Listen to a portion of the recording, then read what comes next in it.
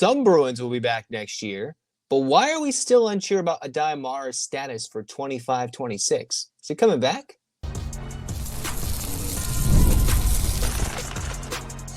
You are Locked On UCLA, your daily podcast on the UCLA Bruins. Part of the Locked On Podcast Network, your team every day. Welcome, everybody, to this edition of the Locked On UCLA podcast. I'm your host, Zach Anderson-Yoxsimer. Thanks for making this show your first listen each and every day. It's free wherever you get your podcast, and it's available on YouTube. Like, comment, subscribe, download. It's your team every day. This episode is brought to you by Game Time. Download the Game Time app, create an account, and use the code LOCKEDONCOLLEGE for $20 off your first purchase. Where we get started today is now in this offseason mode that we're in for UCLA men's basketball. What is the roster going to look like, right? The portal opens today, but the main focus is where is the Aday Mara going to be playing and, what's he doing in the next season? You had a couple of responses you could have, right? You have what Eric Daly Jr. and Sky Clark have been, and they've come out and said, we're coming back, right? We are coming back. We're Bruins. We got another year or two in some cases to grow as players. We've got our NIL bucks. We like the tough coaching. We had the relationship with Mick Cronin, and they're coming back, right? Those are two key players. I'd expect Tyler Bilodeau to come back. I don't think he was in the post-game interview session after UCLA lost to Tennessee, but I would expect Bilodeau to come back, and I don't think anybody would try to poach him. That's easier said than done, but, I think he would be coming back to UCLA. Why not? You are the Bruins' main option. Why go elsewhere? The thing is, UCLA sometimes would ride the highs and the lows of Mick Cronin's playing time of Aday Mara. A lot of the times we were asking for him to play more. There are times it seemed like in his freshman year he was unplayable, slowly grew, got a lot stronger in the offseason. His start to this season was delayed by an offseason foot injury. Conditioning took a while to build up. And then all of a sudden, in January, when the Bruins got a little cold, UCLA started getting hot, and then Aday Mara burst on the scene when the Bruins beat Wisconsin. And UCLA was not really the same after that. They played so much better, it seemed like, when Mata was on the floor. Generally, when he played 15 or more minutes, the Bruins are almost unbeatable. Now, Tennessee was the one game where that was different, but Cronin was running out lineups I've never seen before throughout the season with Aday Mara, William Kyle, Trent Perry all on the floor at the same time. But most importantly, the 7'3" center from Spain for UCLA has been, out of all the European commits, all the internationals that Mick Cronin got, I think he's been the one that's actually going to stick. The ones that UCLA directly recruited to come from the international recruiting scene over to UCLA. Mata has been somebody Cronin has been touting, but said it's going to take a while. And it took a little bit, a year and a half, before we saw Mata truly break out. And when he did, oh boy, his passing, his rebounding, his improved defense, his scoring. Although I think UCLA could do a lot better to get in the ball in more situations. I think Cronin was frustrated that the Bruins didn't give Mata the ball when there were smaller defenders on him again into the Tennessee game. UCLA, obviously, they have a lot to work on, a lot more talent to get. But Mata wasn't fully committal, right? He says he's going to go home, rest, and recover and see what that means. Now, from what Cronin has said before, and it seems like in previous interviews about how, yes, his parents understood this is going to be a project. This is going to take time. Maybe we can just lean on the side of caution and say, Mata, in the heat of frustration, hey, I just want to chill. Like how Mick Cronin came out and was quoted as saying, it's 12:40 in the morning, guys. Why are we talking about next season? I'm still really ticked off that we lost this game right now, right? Like many people are. Who wants to sit there and talk about next season immediately? It's something to look forward to. That's kind of my job. But Cronin emotionally, he takes winning and losing very hard. He didn't want to think about it. And maybe Mata didn't want to think, I just need to rest. I don't want to think about next year. But here in my mind, there are three options for Aday. All right, three options he can do. Aday can go home, play in Spain, go play club basketball, go play professional ball in Europe, maybe most likely in Spain, and then just work that route and maybe try to work his way onto the senior team for the Spanish national team. All right, that would be, not right now, but obviously that would be a buildup. He'd go play internationally, make money, not have to deal with the school system, and go for that right away.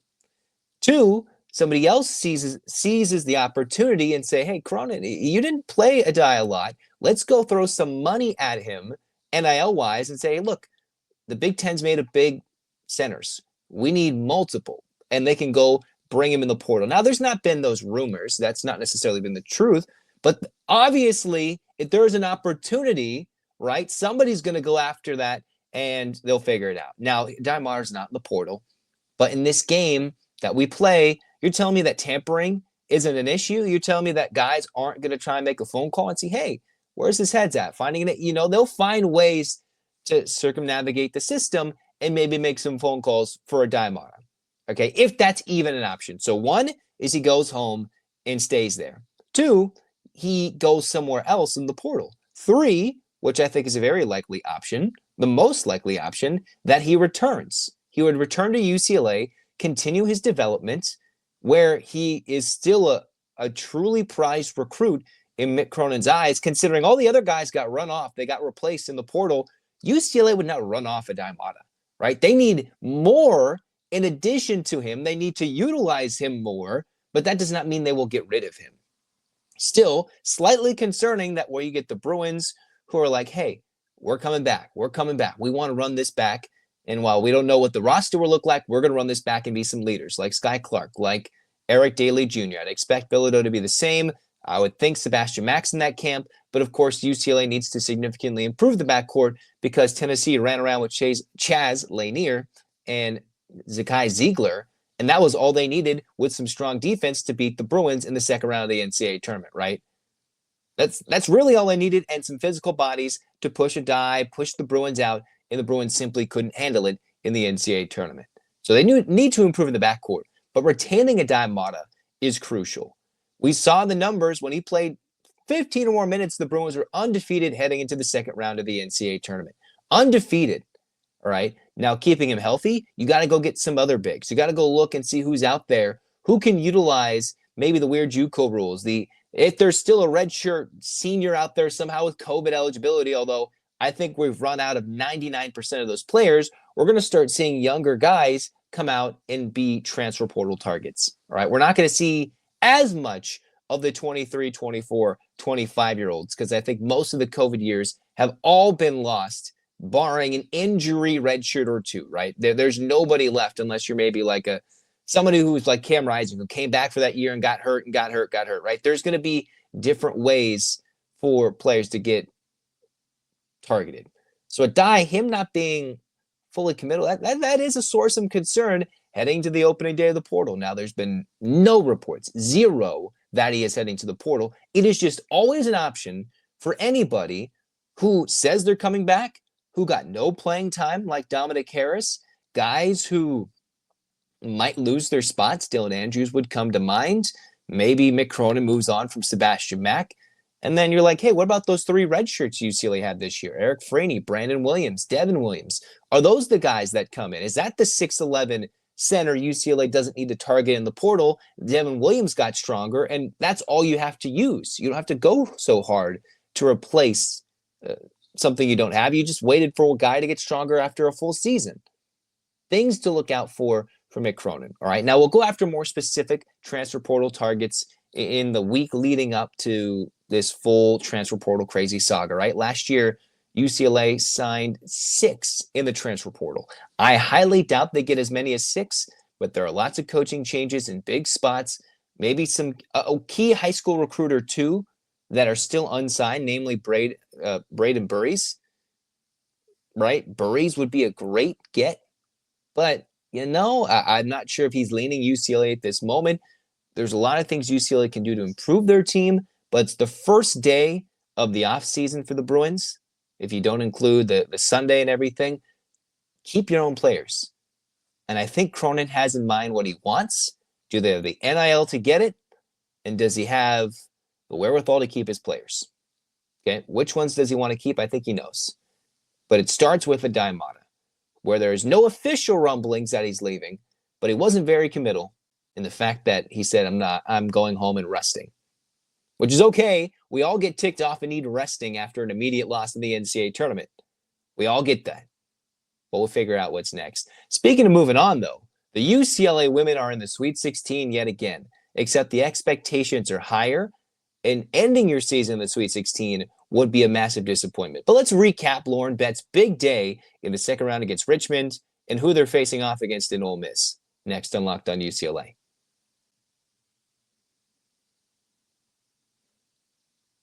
Man, what's been a week now or week 2 plus, right? Daylight saving, it snuck up on us again. It's getting warmer. The days are getting longer. It feels like maybe I still haven't gotten that hour of sleep yet, right? You haven't gotten it back. Well, 5-Hour Energy has your back, and the extra sunshine means it's time for more fun. Sometimes you just need a little boost to power through all that, because if you're staying up late, maybe you're on the East Coast watching the NCAA tournament, or you're just trying to squeeze in a round of golf or some fun after work, trying to keep up with your busy day, 5-Hour Energy gives you that with a quick, refreshing pick-me-up whenever you need it. And hey, it's a longer day. It's warmer now in Southern California. You want to go outside for a hike, you want to go check out the beach, you can use the Tropical Burst from 5-Hour Energy to give you a quick boost to keep your day going in the long, warm, spring-like days. Head to 5hourenergy.com. Find over 15 flavors to choose from: watermelon, blue raspberry, peach mango, and more. And you can build your own 12-pack or 24-pack delivered right to your door. Need one now? Grab a 5-Hour Energy shot at your local grocery or convenience store. They're everywhere. Stock up today and stay energized.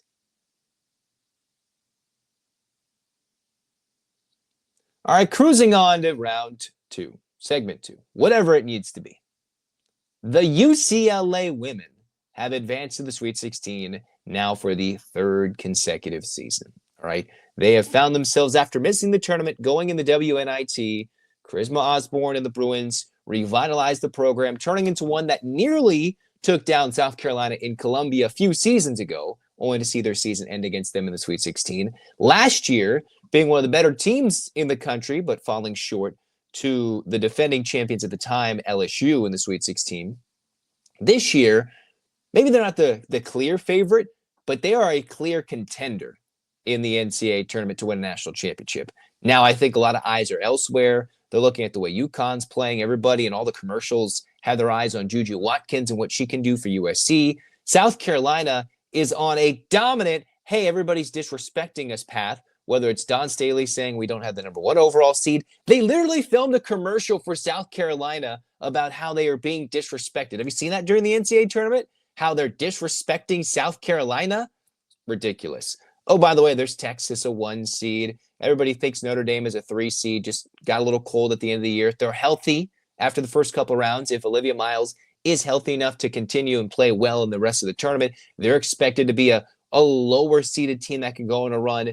There's still quite a few teams. And people think LSU, healthier now that Flau'jae Johnson is there, can give UCLA a run for their money in the Elite Eight. But there's still a lot of basketball to be played before then. For UCLA, they had an absolute battle against Richmond. Okay, this was one of those, like, okay, scary matchups. And I remember when I picked my bracket, I thought Georgia Tech's this decent ACC team. I think they can beat Richmond. No, Richmond, the Spiders from the Atlantic 10, came through as the A10 champs, 17-1 overall, 28-6 coming into the game with Maddie Dugan and one of the best shooting teams in the country. If you watch that game on Sunday night in Poly, you're like, how are the Spiders 6 of 6? Well, they came into the game as the 2nd best shooting team in the country. So Richmond, if you go on the short list as the best field goal percentage across all of women's college basketball, Richmond, you have UConn, who's 51%, and then Richmond. Now, UCLA on that list is number 6, but all the teams that are the top shooting teams in the country, UConn, a 2 seed, they're battling in the NCAA tournament, expected to go deep. Richmond pulled off a first-round dominant victory over Georgia Tech. Notre Dame at 49%, Grand Canyon a 30-win mid-major squad, Kansas State in the Sweet 16, UCLA in the Sweet 16. All right.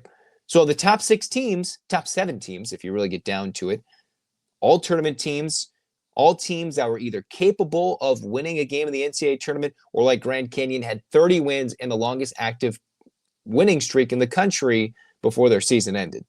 So it's not like Richmond was any slouch, okay? They came in off of Dugan's 30-15 effort against Georgia Tech in front of what was an empty Pauley Pavilion in the first game of a doubleheader. They come in, and Maddie Dugan was red hot.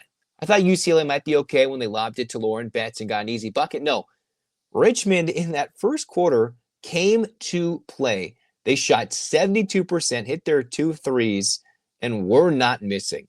In the second quarter, they cooled off, if you will, and shot 58%. 58% is normally good enough to win many quarters.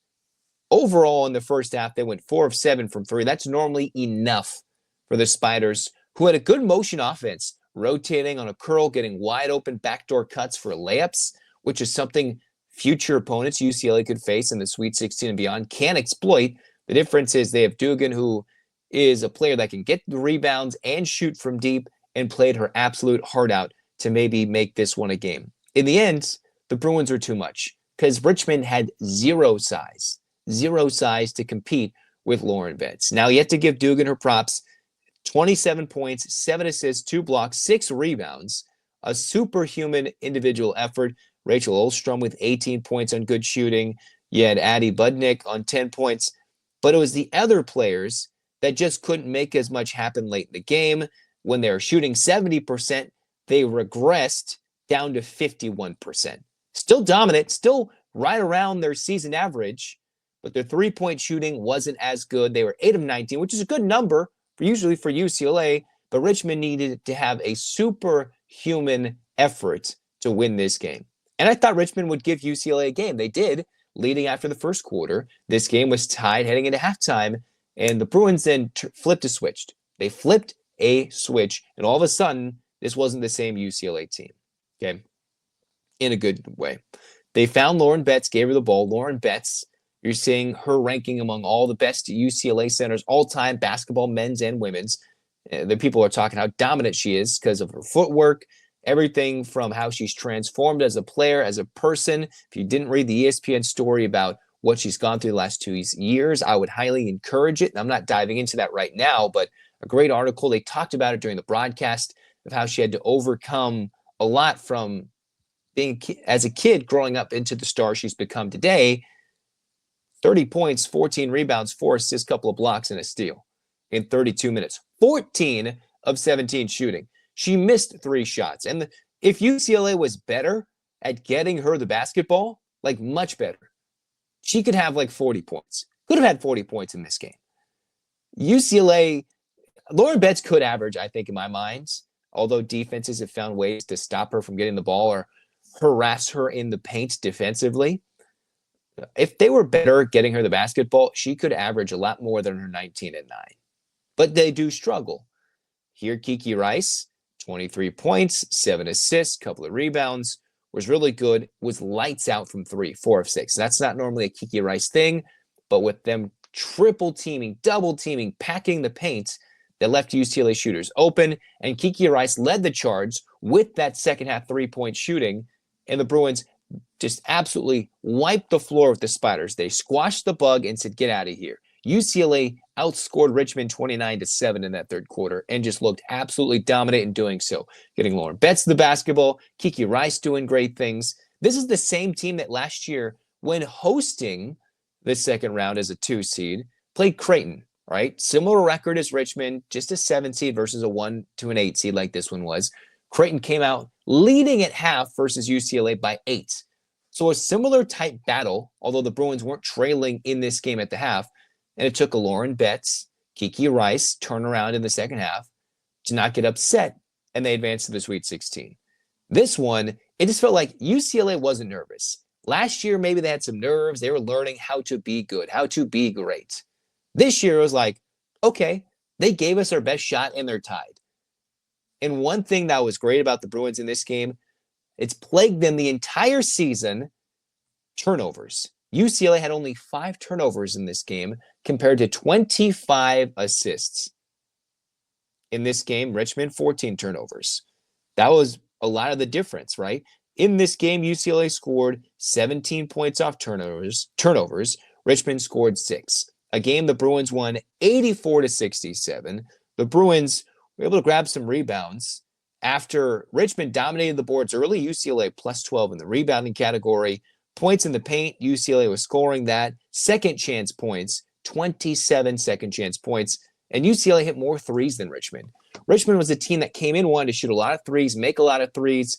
And the Bruins were the team that shot more and made more. They still gave Lauren Betts her buckets, 30 and 14, 30 points and 14 rebounds, and was a force defensively. but it was the outside shooting. UCLA 8 of 18 from downtown in the second half. You saw Timea Gardiner hit 3 threes. London Jones hit a couple of threes. That was spectacular. And if Kiki Rice is hitting 4 of 6, then UCLA is almost unbeatable when they get as red hot as they do. And Richmond was a really, really good team. Don't be a little shocked that they struggled in this game. Richmond came ready to play. They're confident, and I thought this might happen. But the Bruins pulled away quite well in the second half. South Carolina, in their home gym, had to muster up some nonsense about how Indiana was talking trash, and that motivated them to struggle with Indiana for 40 minutes in a home gym just to advance to the Sweet 16. Okay? Think about what South Carolina's on. They're on their own mental game about everybody's disrespecting them in a game where they also struggle with an 8-9 matchup. They also had to battle with Indiana, who I think Indiana and Richmond's, they're not mirror images of one another, but they like to play with 3-point shots. They can play good enough defense, and they can score at times, seeing how Indiana battled with UCLA. Indiana battled with USC in the Big Ten tournament, and I knew that they were going to struggle with South Carolina. It was going to be a struggle for those two teams for 2.5 to 3 quarters, which is exactly how it played out. Now, I knew South Carolina was going to win that game. Indiana hadn't proven that they could beat a team like that, but I knew they would have a good battle in Columbia. So it's not like UCLA was the only 1 seed struggling to beat a team like this, all right? Those are good quality teams. The depth of women's college basketball is slowly getting to the point, that an 8 or 9 seed might be consistently capable of beating a 1 seed. We're not there yet, especially since they're playing in true road environments, right?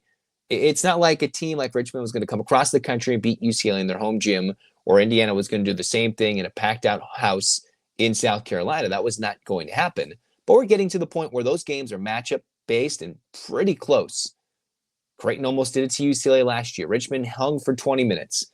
But the better teams prevailed, and 2 of the top seeds, the top 2 seeds, had to fight in their home arenas just to advance to the Sweet 16. Okay? Now let's talk about what I was concerned about and what the next matchup in Ole Miss presents for UCLA here on Locked On UCLA.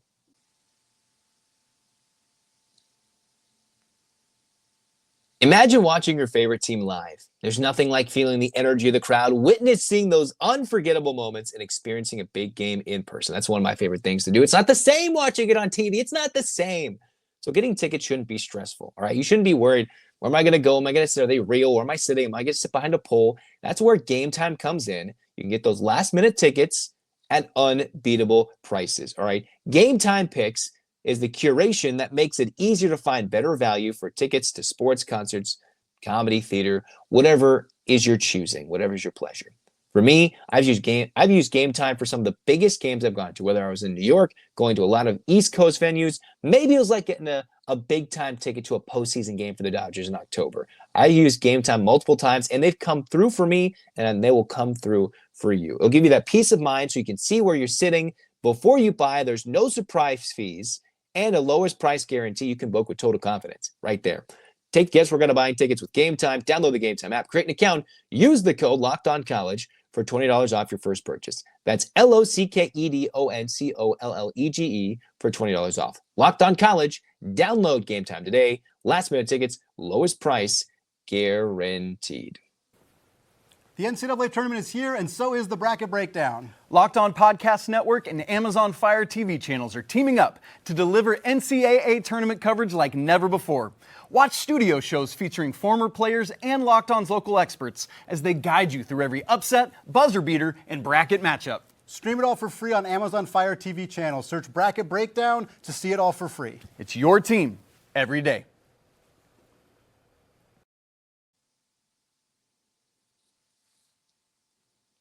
Well, it's the sweet life for the UCLA women. They're heading on to the Sweet 16. They're taking on the Ole Miss Rebels. But before we get there, let's talk once again some good and some bad from their last matchup against Richmond. Some things maybe you didn't notice or things that should be, I think, praised and something to look out for in the next round. 1, coming off the bench, this was huge. Gardiner's 19 minutes, 11 points, couple of blocks, huge for UCLA. That size and three-point shooting off the bench that they just didn't have last year, right? They had Emily Biswara injured. They ran a lot with Charisma Osborne. You wonder where London Jones would come in and out of the lineup. Now UCLA doesn't have to rely so much on Jones' shooting. in her 29 minutes. She only had 6 points, but between Gardiner and Jones, those two combined for 5 made threes at an efficient clip with 17 points, some defense on various players, sometimes on the court at the same time, sometimes not. So not all the pressure is on one player or the other. If they're both cold, that does make it a little tougher, but they're key for when teams pack the post against UCLA and Lauren Betts, that they can make buckets. So those two, especially Gardiner's transfer into UCLA, the Pac-12 Sixth Player of the Year, she has been a huge improvement for UCLA's bench production. You add that in with Janiah Barker, who didn't have the most efficient night, but here's where Barker's 16 minutes were crucial. A couple of buckets, including when UCLA was in a close one early. Nobody wanted to shoot the basketball. She took a jumper with defense in her face and would knock it down like it's nothing, blow a kiss to the crowd. She's that type of player that if things are going wild in the game, the crowd and the frenzied fans are just in everybody's grill, she's like, all right, I'll blow a kiss to the crowd. I'll hit that bucket with somebody in my face defensively and knock it down. She is not afraid. She is a little bit turnover prone, but in this game, 8 rebounds, 4 assists, 0 turnovers, and a few points. Okay, that is great production from UCLA and one of their key transfers in. You mix in Kendall Dudley, a freshman, 5 rebounds, 3 assists, no turnovers. Did have 3 personal fouls, is a bit of a liability offensively for UCLA, but you mix in Barker and Dudley. You take out the scoring, which was minimal between the two of them. 13 boards, 7 assists, 0 turnovers in 28 minutes of action. So they're grabbing rebounds, they're dishing out the assists, they're working the ball into Betts, keeping it out, and they're not being a part of that turnover crew. That was the problem when UCLA turns it over 17 to 20 plus times. Because usually it's not Kiki Rice who will turn it over 13 times. That's not usually her game. It's the others, right? Who, whether it's Betts having the ball stripped, didn't happen in this game though, players have been turning over the ball. Against Richmond, they cleaned it up. They do have size, so Barker has size. Betts obviously has the size. Kendall Dudley is a physical freshman who still needs to work on her game offensively, but you bring those in. Those are productive minutes that leads a team to play winning basketball, championship level basketball. Because we know the points are going to go usually to Betts. Kiki needs to drive, and you mix in Gardiner and London Jones, and those two can put up the bulk of the scoring. Now, something that's a little worrisome was one of the early shots was made by Gabriela Jaquez. He had an early 3. That was the only shot she made. 1 of 10 from the floor, 5 points, 3 assists, couple of rebounds, and a steal. So she works, she's effort, all heart, 28 minutes on the court. But that inefficiency is a little worrisome because at some point, I don't think Lauren Betts is going to be a guarantee to be 30 and 14 every single game with the way UCLA in the past this season has struggled to get her the basketball. So that's where Jaquez, when she's open, needs to make those shots. When she has the layups and the opportunity to get down there and score, that is something she has to do because she's been able to make baskets near the hoop, 3-point shots, get to the free throw line, and with her 1 of 10 from the floor, 2 of 2 from the free throw line, like that was an efficient night. So the Bruins need her to step up and be huge in either the Sweet 16 or hopefully an Elite 8 berth with a battle to the Final Four on the line. Okay, that's something that needs to improve. A lot of bench production that can make up in case somebody's cold in the starting lineup. Next, UCLA is taking on the Ole Miss squad that the Bruins didn't play, but saw play in Paris, France. They took on USC in their season opening game. UCLA played Louisville, and Ole Miss gave USC a run for their money. That was a 2-point game. It looked like USC might run away with it. Ole Miss stayed in it, and a couple of poor possessions late cost them from upsetting the Trojans on opening day in France. So UCLA got an up-close personal account of what Ole Miss can bring. They're 22-10. They went 10-6 in SEC play. Scrappy defense. They allow 58 points per game and score 75. So they generally dominate opponents and can get to the free throw line. The thing about Ole Miss, though, is against the elite teams this year, they haven't beaten anybody. They're one of those good, not great teams one would assume. Now, anybody's capable of upsetting people in March Madness, but it's a little different. They're going to have to come across the country and beat UCLA on the West Coast. All right, they're not going to be with a biased SEC fan base over there in the South and the East. They're going to have to come out to Spokane, and hopefully with the support UCLA can garner on the West Coast, that can bring a lot of love for UCLA to move on to the Elite 8. This is who Ole Miss has played. They lost to USC by 2. Okay.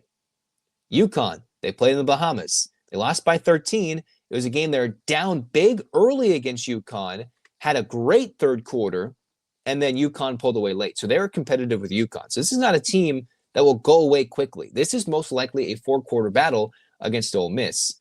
They did play a road game against NC State, down early, had a big fourth quarter to make the score respectable, lost 68-61, but they're down 17 heading into the fourth. Keep going, rolling down this SEC schedule. You see they played Alabama, lost, played themselves against Texas, lost at home.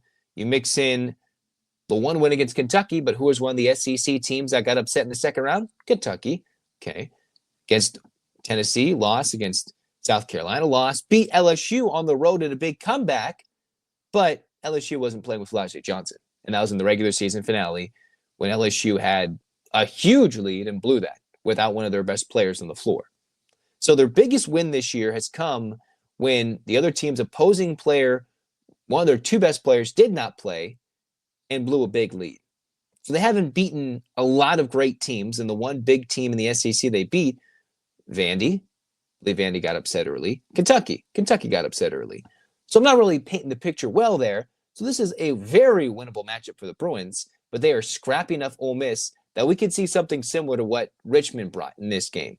They can be competitive, might go into the fourth quarter, but UCLA should win this game coming up. We'll go into more detail and keys and individual matchups next, but of course, as every game will show you, UCLA has the advantage in the post. They have a really good point guard. You've got some three-point shooting and some bench production that most teams just cannot replicate. Cannot. Especially Ole Miss, in my mind.